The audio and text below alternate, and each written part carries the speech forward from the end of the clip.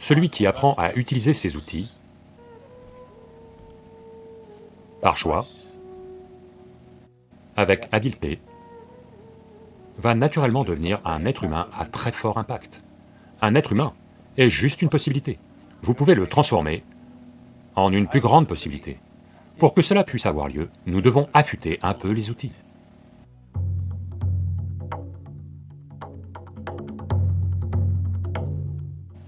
Sadhanapada veut dire...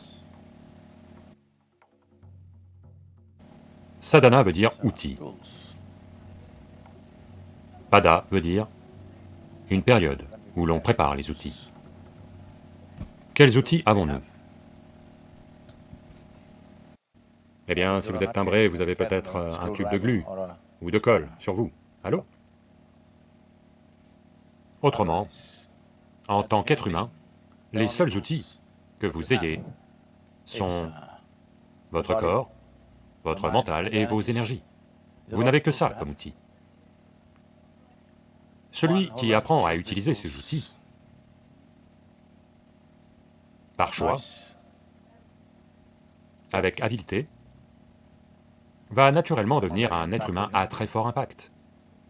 Celui qui n'apprend pas à utiliser le corps, le mental ou les énergies, consciemment et habilement, va toujours penser que le monde est injuste. Oh, lui, il a de la chance. Je suis plus intelligent que lui, mais tout le monde le favorise. Vous avez entendu ces histoires tout le long. Vous pouvez être un échec dans votre vie, avec des tas d'explications et de philosophies rattachées à cela. Ou vous pouvez simplement être un être humain réussi. C'est le seul choix qu'il y ait. C'est le seul choix qu'il y ait. Ceux qui ne s'en sortent pas bien avec eux-mêmes ou avec le monde ont toujours de quoi se plaindre. Je suis devenu comme ça parce que mon père n'était pas gentil avec moi.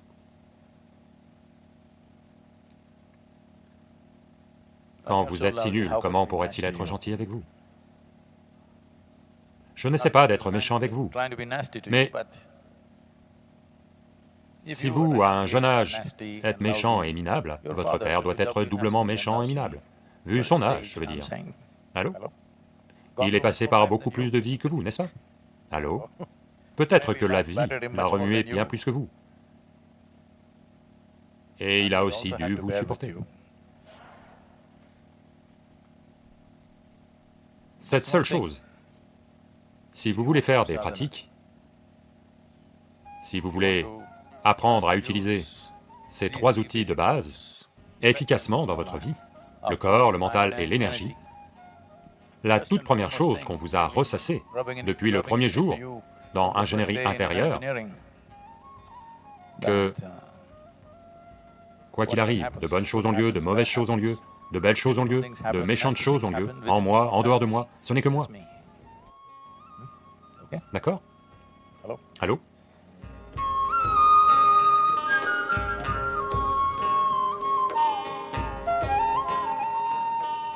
Avez-vous réglé cette seule chose avec vous-même?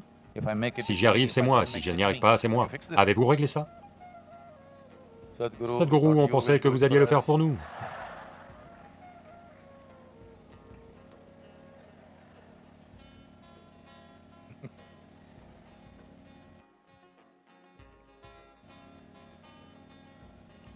Tôt, dans sa vie, il faut régler ça, que vous n'êtes jamais le problème dans votre vie.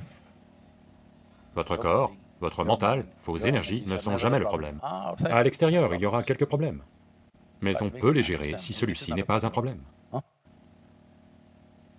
Quand celui-ci se met à devenir un problème chaque fois qu'un défi se présente dans votre vie, alors tout ce que vous allez faire, c'est éviter les défis. Si vous évitez les défis, vous allez éviter toutes les possibilités de la vie. Vous allez juste devenir du riz caillé. Est-ce qu'il vous donne du riz caillé? J'espère que non, ok? Voyez, tout le monde savait que ça rend léthargique. Dans le Tamil Nadu, les enseignants du primaire et du secondaire demandent toujours, s'ils voient que quelqu'un est très mou, ils disent, ce qui veut dire, avez-vous mangé du riz caillé avant de venir? Donc ils savaient que ça rend léthargique. Mais il n'y avait pas que les élèves qui en mangeaient avant d'arriver, le professeur aussi en mangeait.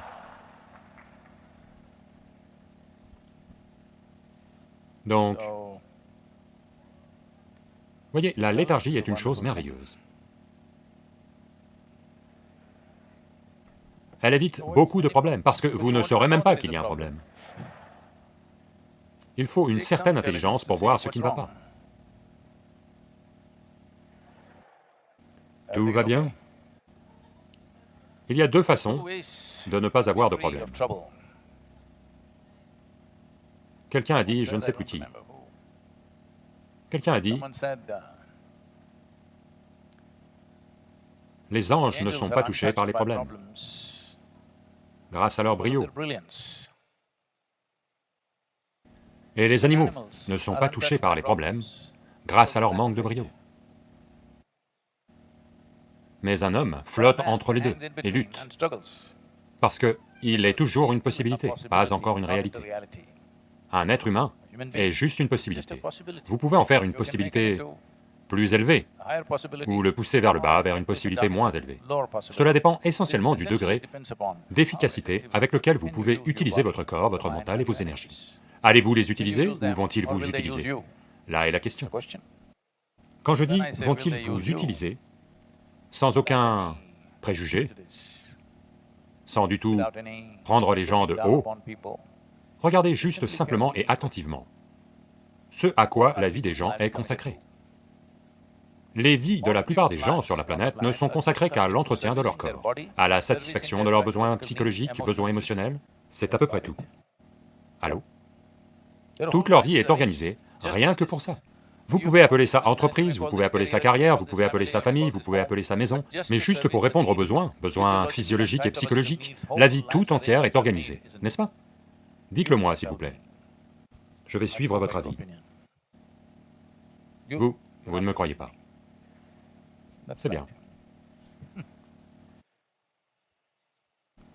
Cette physiologie et cette psychologie sont là pour vous servir ou pour que vous les serviez?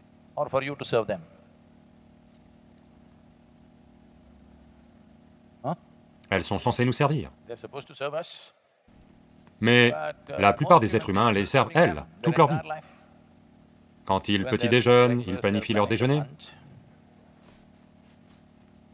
Quand ils déjeunent, ils planifient leur dîner. Et ainsi de suite. Il est toujours question de nourriture, d'abri, de sécurité, d'émotions les uns envers les autres, n'importe. Essentiellement, pour les besoins physiologiques et psychologiques, la vie tout entière est structurée autour de ça. Eh bien, on appelle ça la vie normale. Donc mon intention, c'est que vous deveniez anormal.